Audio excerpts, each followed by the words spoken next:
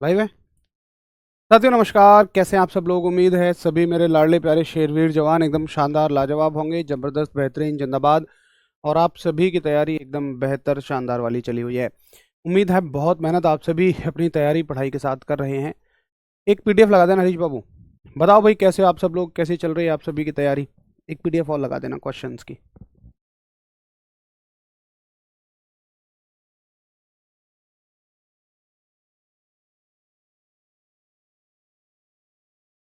तो ये बताओ कि जो चैप्टर कल आपको कराया है उसके क्वेश्चंस कौन कौन करके आ चुके हैं, जल्दी बताओ।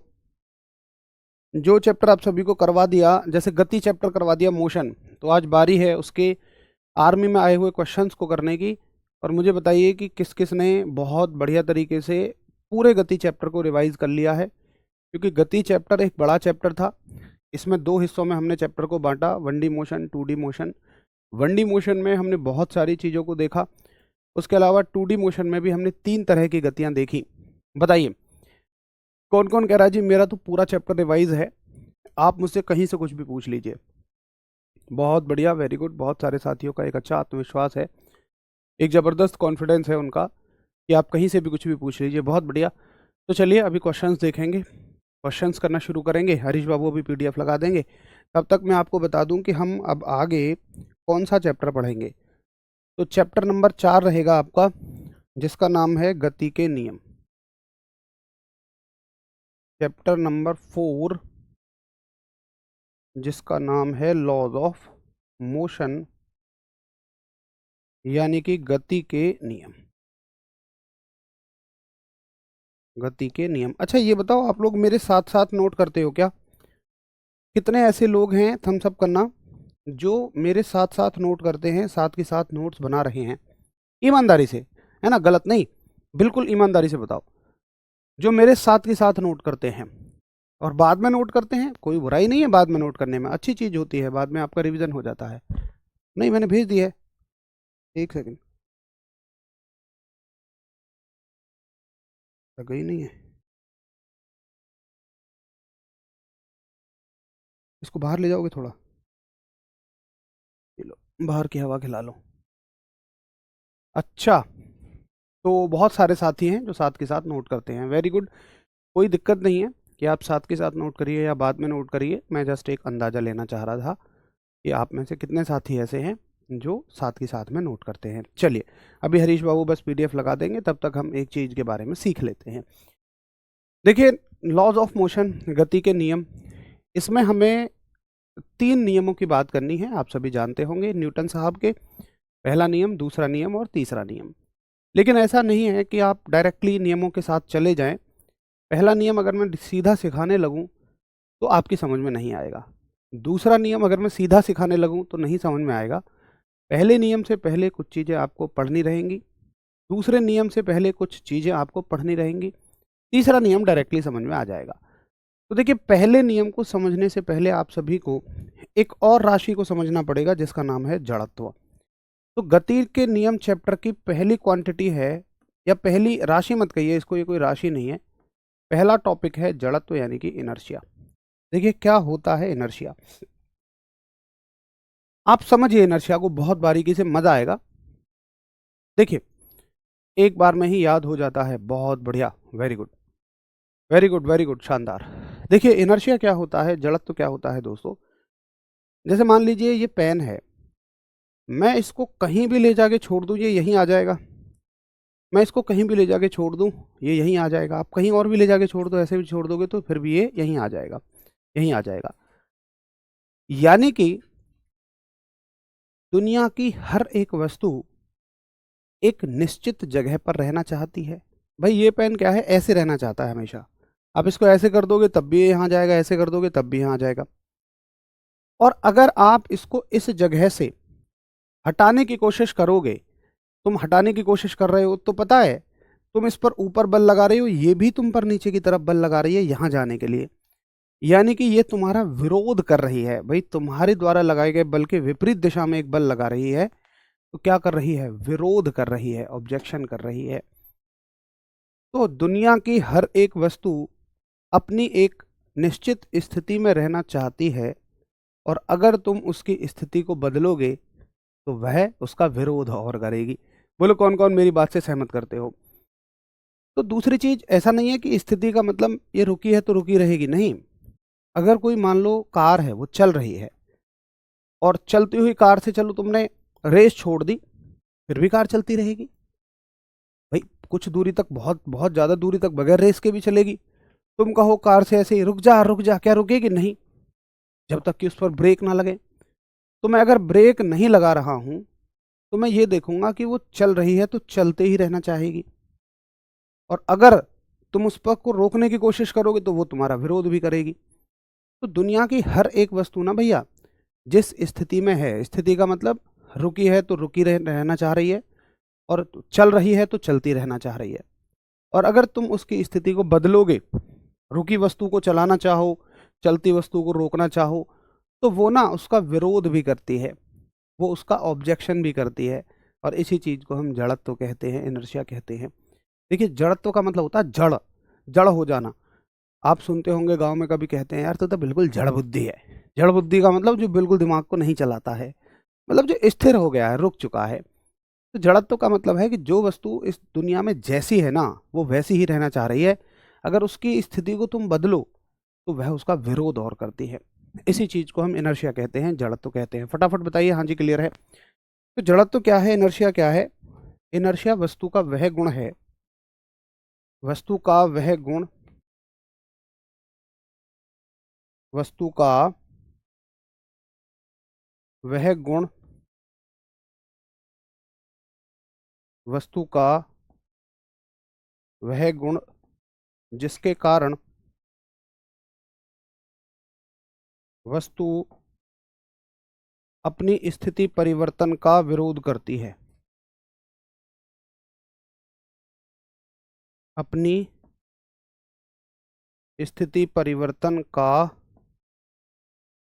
विरोध करती है। यानी कि द प्रॉपर्टी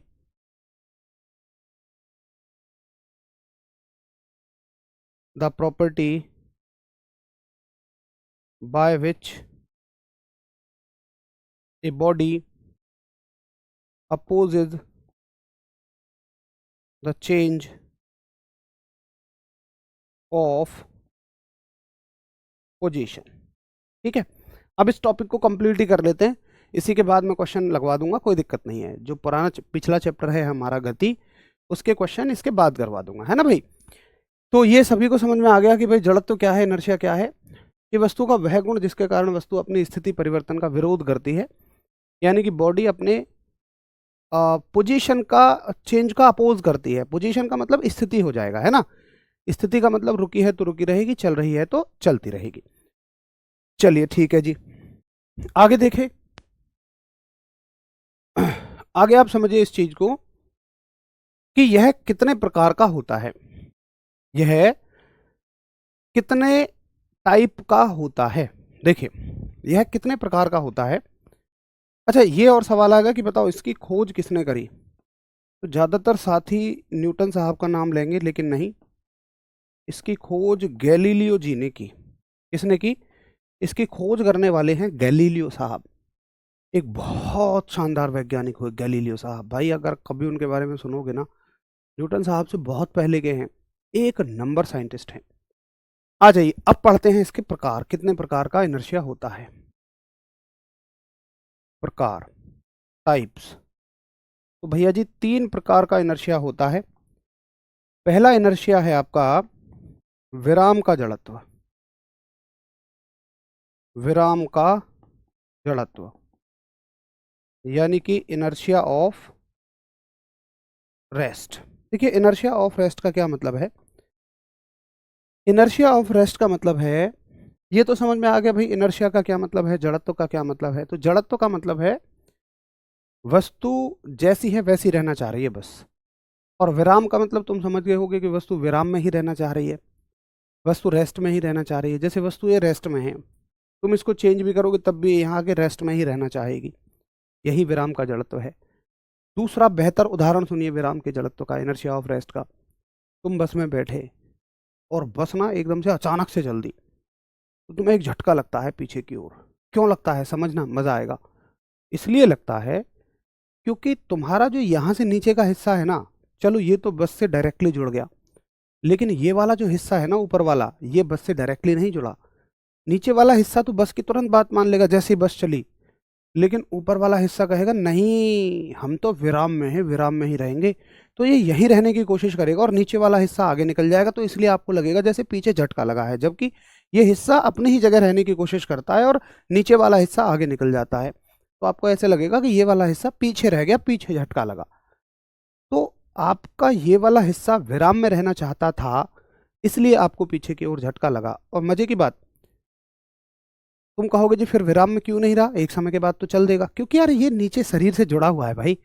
जैसे ये 1 सेकंड बाद इसको रियलाइज होगा, महसूस होगा कि यार तू अलग थोड़ी है, यार ऐसा थोड़ी है कि ये नीचे वाले हिस्से से कट के अलग हो जाएगा भाई, ये तो इसी फिर इसके साथ जुड़ना पड़ेगा तुझे।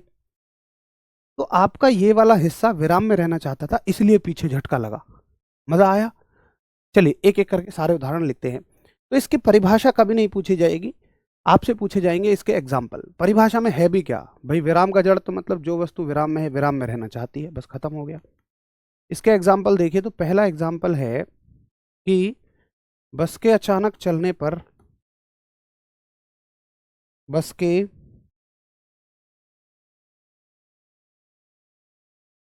अचानक चलने पर यात्रियों को पीछे झटका लगना। बस के अचानक चलने पर यात्रियों को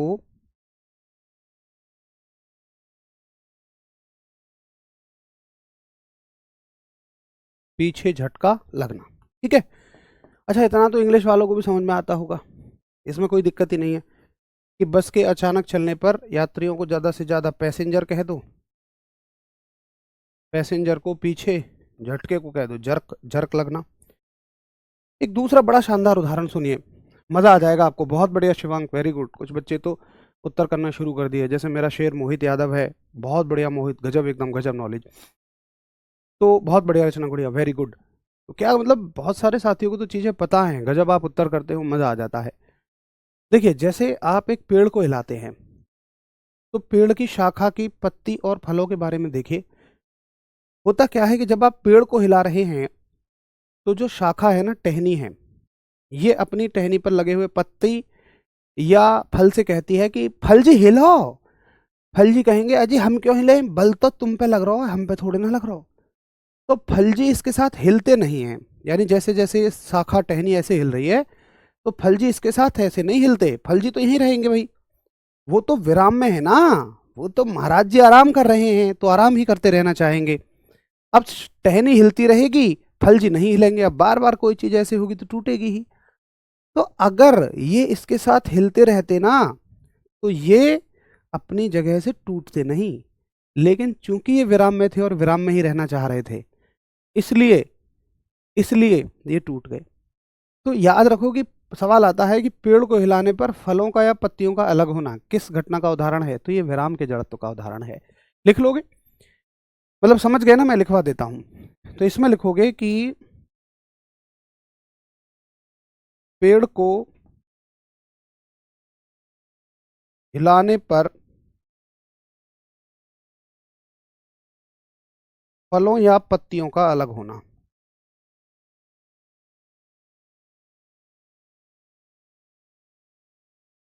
फलों या पत्तियों का अलग होना। ठीक है। तो ये तो सब जानते हैं, इतना तो इंग्लिश वाले भी जानते होंगे, पेड़ को हिलाने पर फलों या पत्तियों का अलग होना। अबे तुम कहाँ से टेढ़े टेढ़े चल रहे हो भैया, थोड़ा सीधे हो जाओ तनिक यार, ऐसे कैसन बात बनेगा भैया। चलिए भैया, हमको समझ में आता भैया, तो ये दोनों उदाहरण आप सभी को समझ में आता। एक और अच्छा उदाहरण देखता भैया।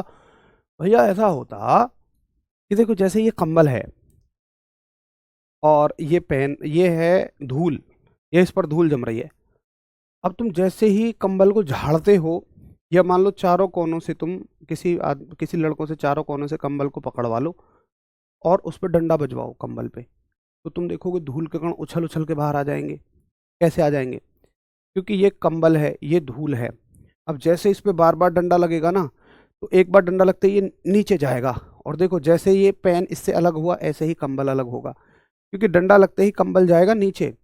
ये धूल के कणों से कहेगा धूल जी चलो, और धूल जी कहेंगी ना ना भैया हम तो विराम में हैं, हम तो विराम में ही रहेंगे, और कंबल नीचे चला जाएगा, धूल वहीं रुक जाएगी, तो धूल अलग हो गई। तो आप याद रखोगे कि कंबल को पीटने पर, कंबल को पीटने पर धूल के कणों का अलग होना। बोलो समझ आता है? धूल के कणों का अलग होना, ये भी इंग्लिश वाले समझ जाएंगे। कंबल का मतलब ब्लैंकेट, इतना तो यार सबको समझ में आता होगा। पीटने का मतलब बीट, बीटन। धूल का मतलब डस्ट, और कणों का मतलब पार्टिकल्स, डस्ट के पार्टिकल्स का अलग होना। ये लो, बोलो क्लियर? एक बार फटाफट थम्स अप करो। हाँ जी भैया ठीक है, मुझे तीनों विराम के जड़त्व के उदाहरण समझ में आ गए हैं। हर एक वस्तु यहाँ पर विराम में है तो विराम में ही रहना चाहती है। थैंक यू, बहुत बढ़िया पढ़ा रहे हैं, समझ में आ रहा है, वेरी गुड, थैंक यू। हाँ जी क्लियर? यार तुम फोन में क्या देख रहे थे मेरे में, पर्सनल पर्सनल चीजें? अरे यार तुमने तो यार पर्सनल चीजें देख ले होंगे। हाँ जी बताओ भैया, सब कुछ ओके ओके है? चलो ठीक है। अच्छा जी, तो ये हो गया विराम का जड़त्व। अब दूसरा जड़त्व पढ़ते हैं, गति का जड़त्व। क्योंकि जो वस्तु गति में रहना चाहती है ना, रहे, वो गति में ही रहना चाहेगी। यानी कि इनर्शिया, इनर्शिया ऑफ मोशन। देखिए इनर्शिया ऑफ मोशन में आप समझ गए होंगे कि जो वस्तु गति में है, जो वस्तु मोशन में है, वो मोशन में ही रहना चाहेगी, वो गति में ही रहना चाहेगी। कैसे? मान के चलिए अब वो बस चल दी। अच्छा, अगर मान लो बस चल रही है 60 की स्पीड पे और तुम उसमें बैठे हुए हो, तो बताओ तुम्हारी स्पीड क्या है? चलो मेरा एक सवाल तुमसे, सुबह सुबह थोड़ा सा क्वेश्चन आंसरिंग हो जाए, है ना। वीरेंद्र पूछ रहे हैं जी आपकी शादी हो गई है क्या? है भैया वीरेंद्र भैया यूँ बताओ, यूँ पेपर में सवाल आएगा कि बताओ फिजिक्स वाले माँ साहब की शादी हुई है या नहीं हुई है भाई? इंडियन आर्मी मेरा शेर, आप बहुत अच्छा पढ़ाते हैं। अरे तुम यार बहुत अच्छे हो, सभी पता है, बहुत प्यारे हो, और सारी चीज़ों को ध्यान से सुनते हो, समझते हो, इसलिए आपको चीज़ें अच्छी लगती हैं। अगर आप सुने ही ना, समझे ही ना, तो यही चीज़ें आपको मुश्किल लगेंगी। बहुत मेहनती आप सब लोग हो अपने इस उम्र में, क्योंकि आप सभी की उम्र ज़्यादा से ज़्यादा कितनी होगी? मैं मानता हूँ कि लगभग 17.5 से वही 22 साल की वाली रेंज में होगी आप सभी की उम्र। और जो इस उम्र में मैं मानता हूँ कि अपने घर की जिम्मेदारियों को समझ लिया, आप सरकारी नौकरी की तैयारी इसीलिए तो कर रहे हैं, आप अपने घर की जिम्मेदारियों को समझ रहे हैं, वरना आप भी कहीं उन आवाराओं की तरह घूमते रहते जिनके माँ बाप उन्हें लेकर परेशान होते हैं। लेकिन आपके जो माता पिताजी हैं, उन्हें कम से कम इस बात का तो चिंता नहीं है कि उनका बेटा या बेटी बिगड़ रही है ना। आप देखो कि जितना ज़्यादा पैसा होता है ना घर में, मैं सबके लिए तो नहीं कह रहा, लेकिन अमीरों के साथ दिक्कत है, 70% दिक्कत है कि उनके बच्चे बिगड़े होते हैं। उन्हें बस ये एक्सपेक्टेशन होती है बच्चों से कि ये चाहे मत पढ़े भाई, घर में आके चुपचाप बैठ के पैसे को खा ले, उल्टे सीधे काम मत कर, नशे मत कर। उल्टे सीधे कामों के चलते मतलब कई बार वो लड़कियां छेड़ रहे हैं, कुछ भी कर रहे हैं, पुलिस आ रही है, कुछ हो रही है, तो वो इस तरह से बिगड़ जाते हैं, बुरी हरकतों में पड़ जाते हैं। कम से कम हमारे और आपके माता पिताजी को इतनी चिंता तो नहीं है ना। ये बड़ी बात है, इस उम्र में आप सभी उनका सरदर्द ना बनकर उनका सहारा बनने की कोशिश कर रहे हो, ये बहुत बड़ी बात है। मतलब बहुत अच्छे हो तुम लोग, बड़े मेहनती हो, बस मैं इतना कहूँगा। ईश्वर आप सभी को सफल करे, आप सभी की मेहनत को सफल बनाए। हाँ जी। तो बहुत सारे साथी आप में से कह रहे हैं कि भैया, कुछ कह रहे हैं जी 60 की स्पीड है, कुछ कह रहे हैं मेरे दोस्त की 0 की स्पीड है ना। सर मेरे पिताजी मजदूरी करते हैं। देखो यार मैं एक बात कहूँगा दोस्त की, ये अब्दुल कलाम जी की लाइन है, मैं उन्हें फॉलो करता हूँ। उन्होंने कहा कि आप एक गरीब परिवार में आपने जन्म लिया, इसमें आपकी कोई दिक्कत नहीं है, कोई गलती नहीं है। लेकिन एक गरीब परिवार में अगर आप मरते हैं ना, तो आपकी टोटल गलती है, क्योंकि एक परिवार को गरीब छोड़कर आप मरते हैं। तो कोई दिक्कत नहीं है, मजदूरी करना कोई बहुत बुरी बात नहीं है, बहुत अच्छी बात है, मेहनत करके पिताजी पैसा ला रहे हैं आपके लिए। लेकिन आपको ये ठान लेना चाहिए कि मैं इन्हें साल 2 साल से ज़्यादा अब और मजदूरी नहीं करने दूंगा, बस हो लिया जितना हो लिया। तो मेहनत करो, लगाओ नौकरी, और आके एक दिन पिताजी को मतलब वो कांपते हाथों से जब मोबाइल तुम दिखाओगे पीडीएफ को, तो इस साथ में लगे हाथों ये भी कह देना कि पिताजी शुरुआत यहीं से करना, रिजल्ट बताते समय कि पिताजी अब आपको मजदूरी जाने की जरूरत नहीं है, आपका बेटा आपका सहारा बन चुका है। मतलब मैं तो देखो मेरे रोंगटे खड़े हो जाते हैं ऐसे शब्दों को सोचने में, कहने में भी। मुझे लगता है आप भी अपने माता पिताजी के प्रति मेरी तरह की भावनाएं रखते हैं। पता है आपको बहुत मज़ा भी आएगा जब आप अपने माताजी पिताजी को ये कहते हुए देख कहोगे कि अब आपको और इधर उधर काम वाम करने की ज़रूरत नहीं है। देखो गांव से संबंधित हो तो खेती बाड़ी के काम में तो कभी कोई बुराई नहीं है, वो तो करते भी रहने देना, उससे क्या है कि हाथ पैर चलते रहेंगे। बहुत ज़्यादा मेहनत का काम नहीं, मेहनत के लिए मजदूर बुला लिया करना, लेकिन गांव में हो तो थोड़ा बहुत तो काम करते रहना। लेकिन ये मेहनत मजदूरी वाली जो चीज़ें होती हैं कि किसी दूसरे के घर जाके, फैक्ट्रियों में जाके, कंपनियों में जाके, ये सब तो फिर आप तुरंत ही मना बेना ही कर देना। और इस चीज़ के लिए मेहनत करो, करो ऐसा, कब कर सकते हो, आप में से हर एक के अंदर वो क्षमताएं हैं। चलिए, तो बहुत सारे साथी जो हैं, बहुत सारे मेरे बच्चे कह रहे हैं भैया जी, कुछ साथी कह रहे हैं हम अगर बस चल रही है 60 की स्पीड से तो हम 0 की स्पीड पे हैं, कुछ कह रहे हैं 60 की स्पीड पे हैं। देखो भाई, बस अगर 60 की स्पीड पे चल रही है ना और आपको लग रहा है कि आप रुके हैं, आपकी स्पीड 0 है, तो नहीं, आप गलत सोच रहे हैं। आप भी बस के जितनी ही गति से चल रहे हैं। भाई 1 घंटे में अगर बस 60 किलोमीटर चलेगी तो तुम भी तो 1 घंटे में 60 किलोमीटर चले हो मालिक, तो तुम्हारी चाल भी कितनी है, 60 है। अब सुनिए, अब अगर बस का ड्राइवर अचानक से खींच के ब्रेक लगाया तो होगा क्या कि फिर से वही बात, देखो ये वाला हिस्सा जो है ना, ये बस के सीधे संपर्क में है, सीट पे बैठा हुआ है, तो ये बस की तुरंत बात मान लेता है। लेकिन ऊपर वाला हिस्सा बस की बात तुरंत नहीं मानेगा, और जैसे ही आप ब्रेक लगाओगे एकदम से, तो ये वाला हिस्सा तो रुक जाएगा, लेकिन ये जो ऊपर वाला हिस्सा है ना, ये जो यहां से ऊपर का हिस्सा है, ये एकदम से आगे की तरफ भगेगा, भैया मैं तो गति में हूं, गति में रहूंगा। लेकिन यहां तक जाने के बाद इसे समझ में आ जाएगा तुझे गति में जो ला रहा था नीचे वाला हिस्सा वही रुक गया यार, तो ये यहाँ आगे रुक जाएगा, लेकिन कुछ दूरी तक कोशिश करेगा। इससे प्रतीत होता है कि हमारा शरीर गति में था तो गति में ही रहना चाहता है। सवाल आएगा कि बस के अचानक रुकने पर यात्री को आगे की ओर झटका लगता है, किस चीज का उदाहरण है? तो ये विराम के गति के जड़त्व का उदाहरण है, इनर्शिया ऑफ द मोशन का एग्जाम्पल है। इनर्शिया ऑफ मोशन का एग्जाम्पल है कि बस के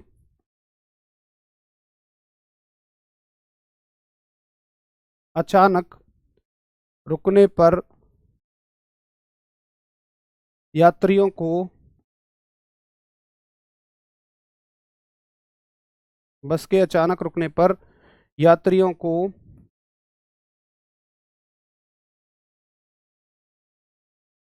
आगे झटका लगना, है ना? यानी कि बस के अचानक सडनली स्टॉप होने पर पैसेंजर्स को आगे जर्क लगना, आगे झटका लगना। ये किसका उदाहरण है? गति के जड़त्व का उदाहरण है। ये इनर्शिया ऑफ द मोशन का उदाहरण है। ठीक है, अच्छा आगे चला जाए। अब तीसरा जड़त्व आता है मेरे भाई आपका विराम का जड़त्व, यानी inertia of rest, oh sorry, inertia of direction. विराम का तो हो गया ना, दिशा का जड़त्व, इनर्शिया ऑफ डायरेक्शन। देखिए, दिशा के जड़त्व का मतलब है कि वस्तु जैसे साइकिल है ना आपकी, अब आप साइकिल को पैडल मार के छोड़ भी दें तो साइकिल सीधी चलेगी तो सीधी ही चलती रहेगी। भाई ऐसा थोड़ी है कि आप साइकिल को कहो मुड़ जाओ साइकिल जी, तो साइकिल ऐसे मुड़ जाएगी, नहीं। साइकिल बस चल रही है तो चलती ही रहेगी, जिस दिशा में चल रही है उसी दिशा में चलती रहेगी। तो इसी को कहते हैं हम दिशा का जड़त्व, इनर्शिया ऑफ डायरेक्शन। तो दिशा के जड़त्व का मतलब है कि वस्तु जिस दिशा में चल रही है उसी दिशा में चलती रहेगी। इसका ऐसा कोई एग्जाम्पल नहीं है जो पूछा जाता हो, है ना? आपको कोई भी एग्जाम्पल इसका नहीं पूछा जाएगा। तो एक बार फटाफट बताइए, हाँ जी क्लियर है? एक बार फटाफट हम सब करो, हाँ जी भैया ठीक है, मुझे ये बात समझ में आ गई है कि जड़त्व क्या होता है, इसके प्रकार क्या होते हैं, तीनों तरह के जड़त्व। अब एक बहुत शानदार सी बात मैं आपसे पूछूंगा, मुझे उसका उत्तर करना। मैं आपसे पूछूंगा कि मान लो एक हल्का आदमी है और एक थोड़ा सा हेल्दी आदमी है, मोटा सा आदमी है, आप उन दोनों को अचानक से दौड़ने के लिए कहो तो 10 सेकंड के बाद किसकी चाल ज़्यादा होगी? तो आप देखोगे पतले आदमी की चाल ज़्यादा हो जाएगी। यानी कि पतले आदमी ने अपनी स्थिति में ज़्यादा परिवर्तन कर लिया, रुकने से गति में वो जल्दी आ गया। और मोटा जो आदमी है, थोड़ा हेल्दी आदमी है, वो परिवर्तन देरी से कर पाएगा, उसका शरीर ज़्यादा विरोध करेगा। और ज़्यादा विरोध मतलब ज़्यादा जड़त्व, तो ज़्यादा इनर्शिया। तो क्या मैं कह सकता हूं कि जिसका मास या द्रव्यमान ज़्यादा होगा उसका जड़त्व ज़्यादा होगा, उसका इनर्शिया ज़्यादा होगा? बोलो यस और नो। तो अगर आप कह सकते हो तो ये लाइन याद रखना कि ये सवाल आएगा कि जड़त्व किसका गुण है, तो आप याद रखोगे भैया जी, जड़त्व जो है ये किसका गुण है? ये द्रव्यमान का गुण है। यानी कि inertia is the property of mass. Inertia is the property of mass. ये बहुत ही इंपॉर्टेंट लाइन है, इसको बड़े अच्छे से नोट करिए। और अगर आपको सारी चीज़ें समझ में आ गई हैं तो एक बार थम्स अप कर दो। यहाँ तक हमारा इनर्शिया कंप्लीट हो गया है, यहाँ तक हमारा जड़त्व क्लियर हो गया है। फटाफट थम्स अप करो। देखो यार, जो बाद में जुड़ा करो ना, ये ऐसे मत कहा करो कि सर दोबारा बता दो मैं अभी जुड़ा हूँ, दोबारा बता दो मैं अभी जुड़ा हूँ, ऐसे मत कहा करो यार। भाई ऐसे तो बताओ, हर बच्चा अगर 5 मिनट बाद जुड़ेगा और वो 5 मिनट पीछे ही मुझे ले जाता रहेगा तो आगे कैसे बढ़ेंगे हम? आप फिर बाद में देखा करो, क्लास को पीछे करके देखा करो। अच्छा, लाइव क्लास शायद पीछे नहीं होती है, ये जब रिकॉर्डेड आएगी तभी पीछे आएगी।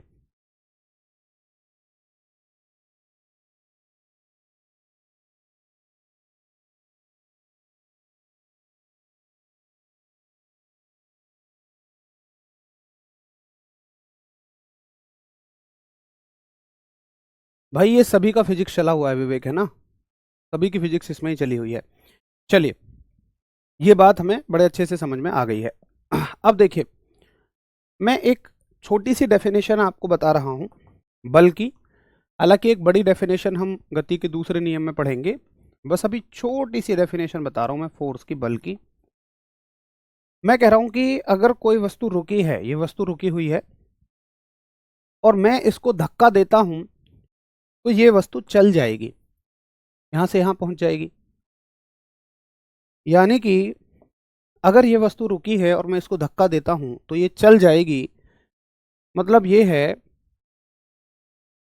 इसी को हम बल कहते हैं, इसी को फोर्स कहते हैं। यानी फोर्स यानी बल एक ऐसा धक्का है जो रुकी वस्तु को चला सकता है। अच्छा, अगर ये वस्तु इधर की तरफ चल रही है और मान लीजिए कि मैं इस पर एक इधर से बल लगा दूं, यहां से ऐसे करके, तो अब की बार ये रुक जाएगी। यानी बल रुकी वस्तु को चला भी सकता है और चलती वस्तु को रोक भी सकता है ना? और अगर ये ऐसे चल रही है और मान लो मैंने बल थोड़ा टेढ़ा होकर लगाया, यानी कि मान लो मैं अपने बल को ऐसे लगाऊं, ऐसे करके ऐसे लगाऊं ऐसे, तो ये वस्तु की दिशा भी बदल देगा। यानी कि ये वस्तु जो है अब इस तरीके से गति करेगी। तो मैं कहूंगा कि बल एक ऐसा धक्का है जो रुकी वस्तु को चला सकता है, चली वस्तु को रोक सकता है और एक दिशा में चल रही वस्तु की दिशा भी बदल सकता है। यही तो है। अच्छा देखिए, मजे की बात क्या है कि ये बेसिक सी डेफिनेशन है, 9th क्लास वाली परिभाषा है। अच्छी परिभाषा हम गति के दूसरे नियम में पढ़ेंगे। दोनों में से सही कौन सी है भैया? दोनों ही सही हैं। बल क्या है? मैं कहता हूं बल वह कारक है दैट कॉज, वह कारक है कि जो जो चलती वस्तु को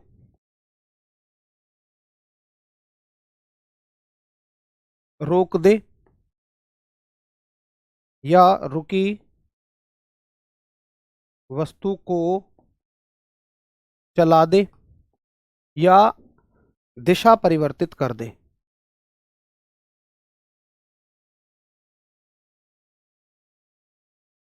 दिशा परिवर्तित कर दे मतलब दैट कैन कॉज, दैट चलती वस्तु को रोक दे, that stop a moving body, that moves a stopped body that changes the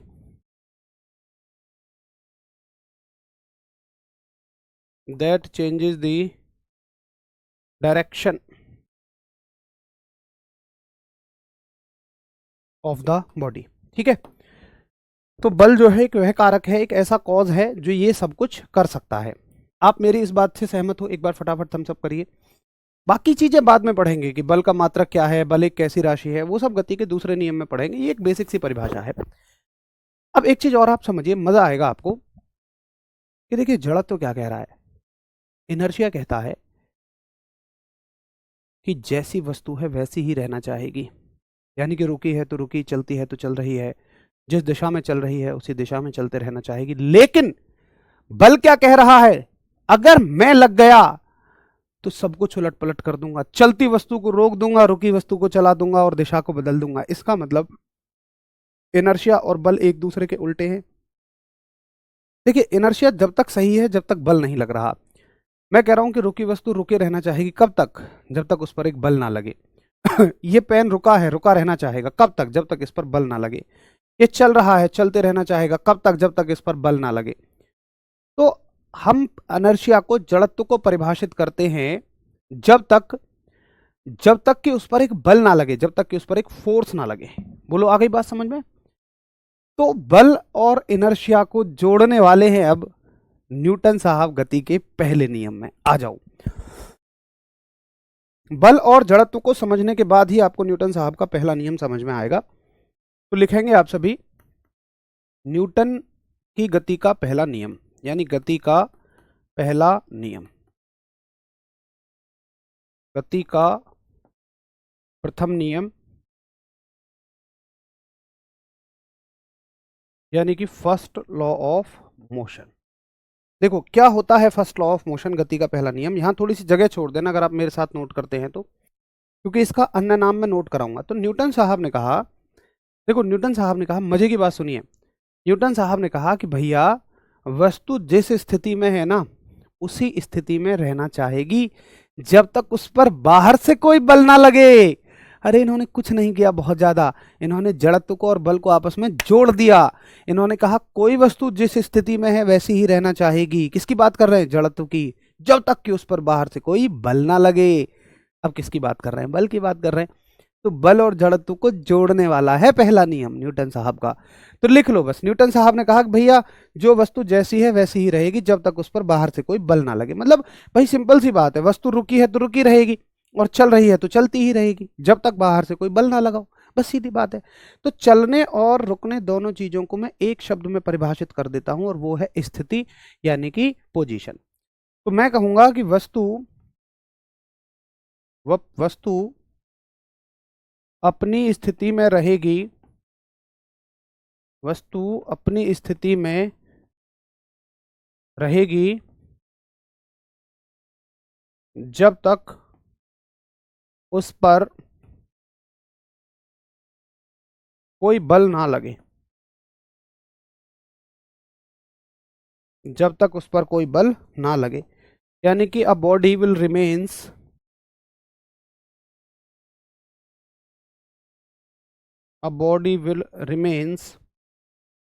in its position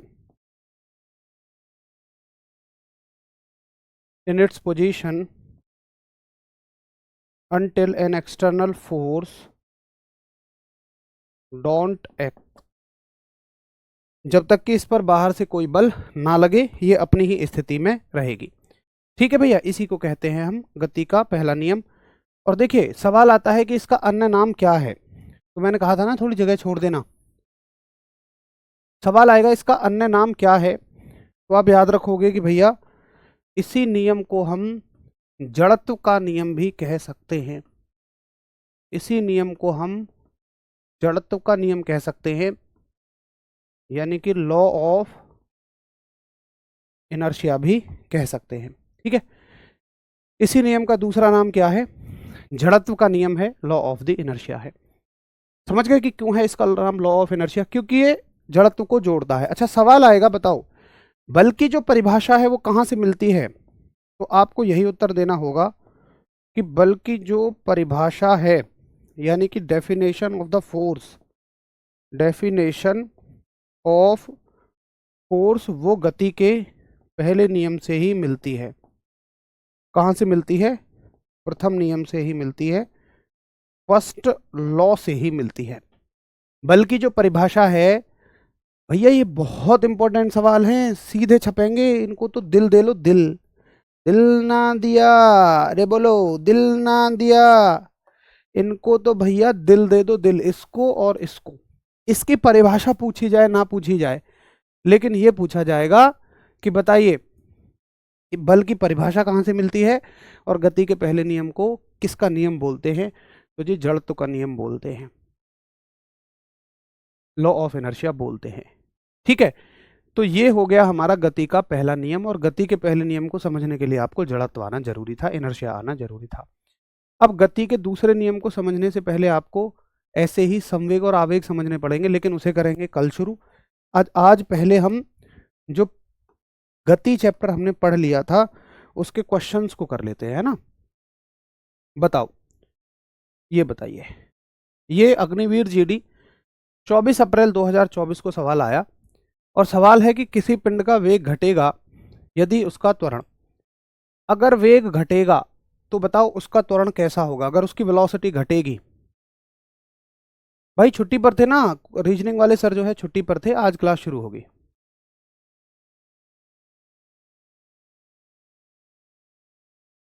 दीपक को दोनों बैच अच्छे हैं भाई, फाउंडेशन योद्धा दोनों अच्छे हैं, आपको ये एक बैच कंप्लीट कर लीजिए।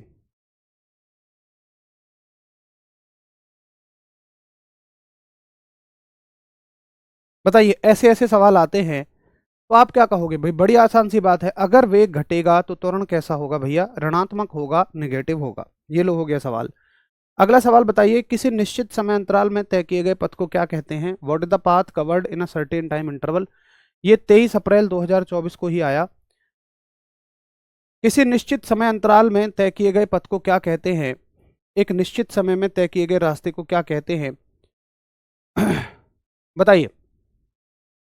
वेग, दूरी, गति या विस्थापन, वेलोसिटी, डिस्टेंस, मोशन या डिस्प्लेसमेंट। अच्छा एक काम करिए, इसको ना पथ मत कहिए, ये पथ नहीं था, सॉरी, ये गलती से हुआ है यहाँ।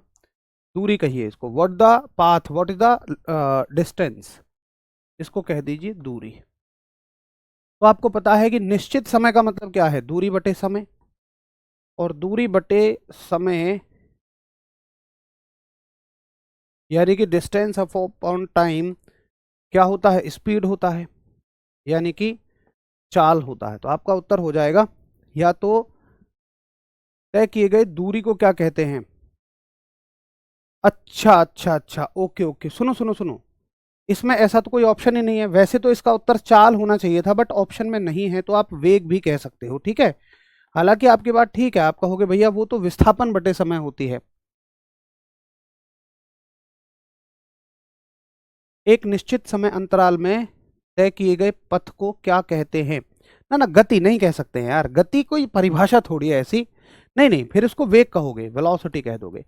वैसे तो इसका उत्तर चाल होना चाहिए था, अगर चाल ऑप्शन में नहीं है तो चाल की जगह आप गति भी लगा दोगे। ये बिल्कुल ठीक बात है। ठीक है जी, चलो अगला सवाल बताइए। ये रहा, ये भी आपका 23 अप्रैल 2024 का सवाल। यदि 5 सेकंड में किसी गाड़ी का वेग 5 मीटर पर सेकंड से बढ़कर 10 मीटर पर सेकंड हो जाए तो उसका त्वरण कितना होगा? 5 सेकंड में। देखिए त्वरण क्या होता है? वेग का परिवर्तन बटे समय अंतराल। वेग का परिवर्तन कितना हुआ है? 10 से 5 हुआ है, और समय कितना है? 5 सेकंड।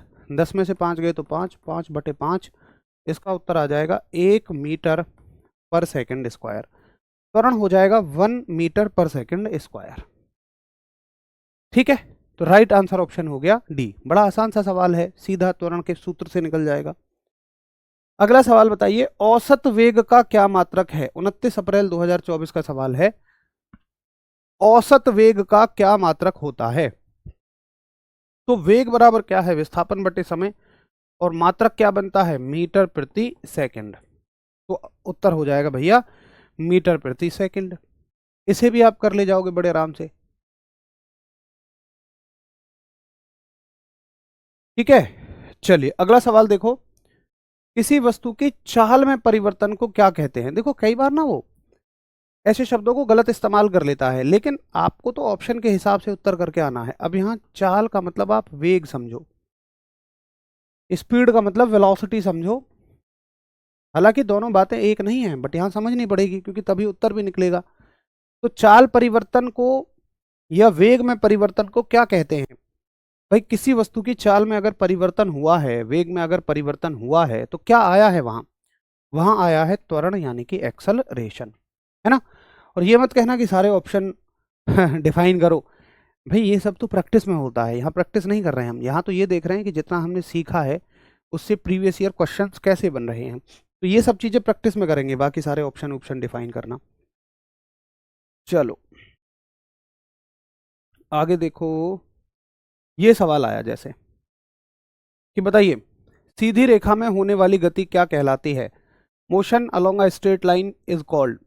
एक सीधी रेखा में होने वाली गति को हम क्या कहते हैं? द्विविमीय गति, सर्कुलर मोशन, एक विमीय गति, त्रिविमीय गति। तो जब एक वस्तु सीधी रेखा में चलती है तो हम कहते हैं कि एक ही दिशा में चल रही है, और इसको हम कहते हैं वन डायमेंशनल मोशन। एकदम लाजवाब उत्तर आप सभी के आ रहे हैं, एक नंबर उत्तर है आप सभी के, शानदार, बहुत बहुत बहुत बेहतरीन, गजब एकदम। अगला सवाल देखिए, ये सवाल क्या टॉप का सवाल है कि जिस भौतिक राशि में केवल परिमाण होता है, दिशा नहीं होती, वह क्या कहलाती है? ये सब आर्मी जीडी के आए हुए सवाल हैं, प्रीवियस ईयर क्वेश्चंस हैं। तो आप बहुत अच्छा उत्तर कर रहे हैं कि भाई जिसमें केवल परिमाण होता है, दिशा नहीं होती है, उसको आप क्या कहते हो? अदिश राशि कहते हो, स्केलर क्वांटिटी कहते हो। तो स्केलर क्वांटिटी वो है कि जिनमें कोई दिशा नहीं है, जिनमें कोई डायरेक्शन नहीं है। बहुत बढ़िया, ठीक है भैया। तो इसका उत्तर हो गया बी। अब बताओ, थोड़ा सा एक कॉन्फिडेंस आया कि यार मैं तो प्रीवियस ईयर क्वेश्चंस को कर सकता हूँ या कर सकती हूँ। तो ऐसे ही हम हर चैप्टर में पढ़ने के बाद में प्रीवियस ईयर क्वेश्चंस को भी शामिल करेंगे, ताकि आप सभी का एक आत्मविश्वास बना रहे, एक कॉन्फिडेंस बना रहे कि हाँ भाई इतना पढ़ने के बाद में अगर मैं होता तो प्रीवियस ईयर क्वेश्चंस को कर देता। या मान लो हो सकता है आपने यही एग्ज़ाम दिया हो लेकिन उस टाइम ये सवाल ना हुए हों क्योंकि आप ना पढ़ के गए हों, बट आज आपको लगेगा यार काश मैं पढ़ के चला जाता तो ये सवाल कर देता। कोई बात नहीं, इस वाले एग्ज़ाम में करेंगे, है ना, जून वाले एग्ज़ाम में करेंगे। चलिए, उम्मीद है आप सभी ने बड़े अच्छे से टॉपिक समझ लिया, कर लिया। अब कल हम गति के दूसरे नियम को कवर करेंगे और उससे पहले भी कुछ चीज़ें हमें पढ़नी पड़ेंगी। चलिए बच्चों, साथियों, कल मिलेंगे। नमस्कार, धन्यवाद, जय हिंद।